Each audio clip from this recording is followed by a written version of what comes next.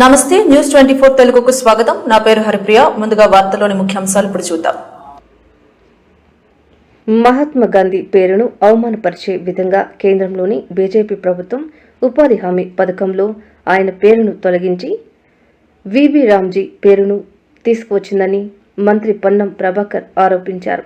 సిద్దిపేట జిల్లా హుజనాబాద్ గాంధీ చౌక్ వద్ద కాంగ్రెస్ పార్టీ 140వ ఆవిర్భావ దినోత్సవం సందర్భంగా మహాత్మా గాంధీ విగ్రహానికి పూలమాలలు వేసి నివాళులు అర్పించారు.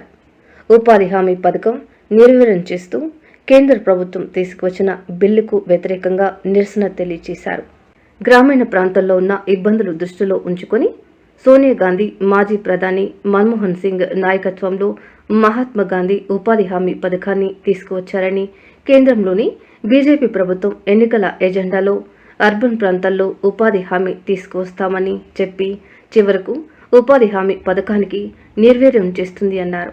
ఇప్పటికే నెహ్రూ, ఇందిరాగాంధీ, మహాత్మా గాంధీల పేర్లు లేకుండా చేయాలని బీజేపీ కేంద్ర ప్రభుత్వం కుట్ర చేస్తుందన్నారు.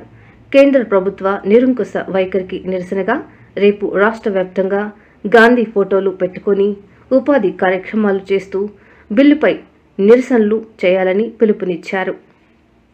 పెట్టుకొని సోనియా గాంధీ గారి నాయకత్వంలో మన్మోహన్ సింగ్ గారు మహాత్మా గాంధీ ఉపాధి హామీ పథకాన్ని తీసుకొచ్చినారు. గ్రామీణ ప్రాంతాల్లో చిన్న చిన్న పనులతో పాటుగా పేద ప్రజలకు ఇబ్బంది లేకుండా ఉపాధి దొరికే విధంగా అనేక మంది సలహా సూచనల తర్వాత ఈ కార్యక్రమాన్ని తీసుకొస్తే ఎన్నికల ఎజెండాలో అర్బన్ కూడా ఉపాధి హామీ తెస్తామని చెప్పిన భారతీయ జనతా పార్టీ ఈరోజు ఉపాధి హామీ పథకానికి తూట్లు పొడుస్తూ జాతిపిత మహాత్మా గాంధీ గారిని అవమానపరిచే విధంగా ఇప్పటికే గాంధీ గారి, ఇందిరాగాంధీ గారి పట్ల, నెహ్రూ గారి పట్ల ఒక వ్యతిరేకత పెట్టుకొని వాళ్ళ పేర్లు మార్చే ప్రయత్నం చేస్తూనే చివరకు మహాత్మా గాంధీ గారి పేరు మార్చే కాడికి వచ్చి మహాత్మా గాంధీ రోజ్గార్ ఈ ఉపాధి హామీ పథకానికి విబి రామ్జీ అని పేరు పెట్టి దేశ ప్రజల్ని, జాతిపితను మహాత్మా గాంధీ స్వతంత్ర పోరాటాన్ని అవమానపరిచినట్టు బీజేపీ.